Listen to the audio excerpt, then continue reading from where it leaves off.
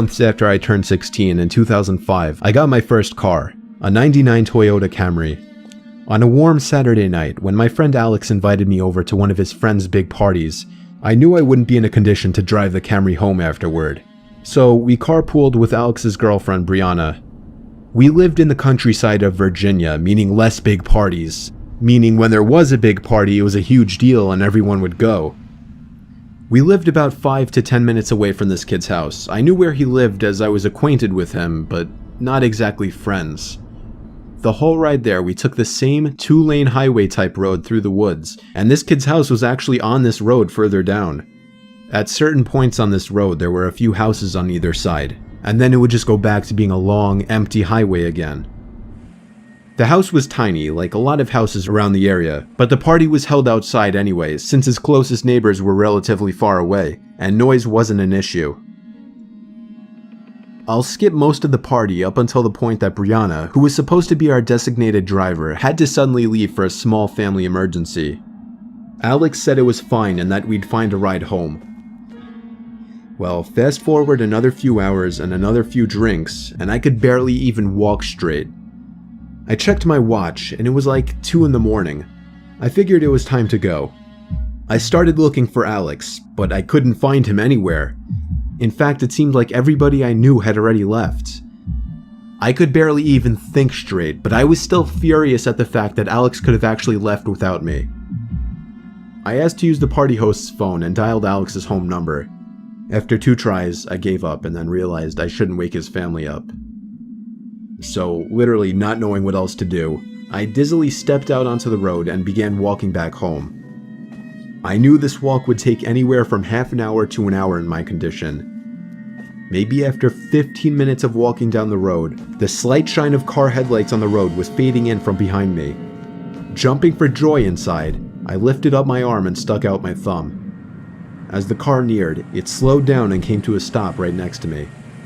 The man driving the '98 Ford Explorer rolled down the window and asked where you headed. I told him my house was just down the road and beyond a right turn, probably slurring my words beyond comprehension. He chuckled and told me to hop in. I thanked him and joyously hopped into the truck. I was exhausted, and I remember completely disregarding things the guy was asking me because I was so close to just passing out. And that's what happened. The memories of being in that truck turned to a fog as I'm sure I passed out.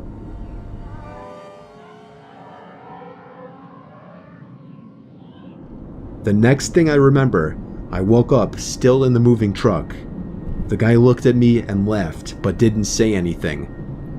I looked around and realized the road we were on wasn't familiar.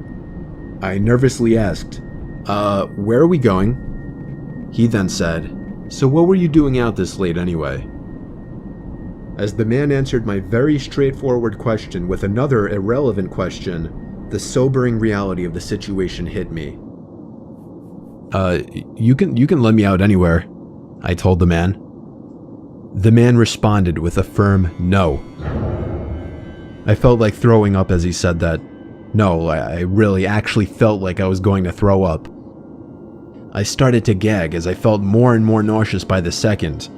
The man took his eyes off the road to look at me, and that's when I thought of the perfect distraction. I turned in his direction as I continued to gag, and he started to kind of lean away and slow down the car. Thankfully, I drank as much as I did because I finally threw up and made a point of doing it all over the man's lap. The man yelled in frustration and stopped the car, and that's when I took it upon myself to run for my life into the woods and duck behind a few bushes.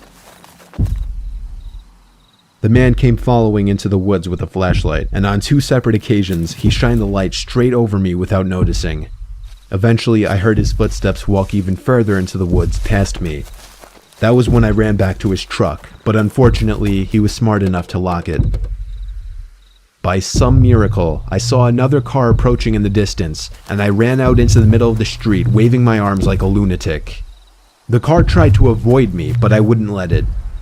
They were forced to stop, and I yelled at them to help me before they came back.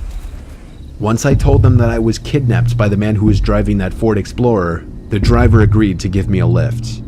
Not to the police station or anything, but to my house. I made it back safely where I couldn't thank the driver enough. I immediately woke up my parents and told them. My dad wanted to know if I got his tag number, and then I felt like punching myself in the face. I failed to get the simplest information from the guy that would have allowed me to actually properly report him. All I knew was that he drove a faded blue '99 Ford Explorer. I made sure to give Alex a piece of my mind, and part of me always held a grudge against him ever since just for abandoning me at a party without telling me. I haven't seen him in 4 years now, however, and this was actually the first time I even thought about this incident for almost a year now. As time goes on, even the worst of memories may start to fade, but after writing this to share with the internet, it's once again fresh in my mind.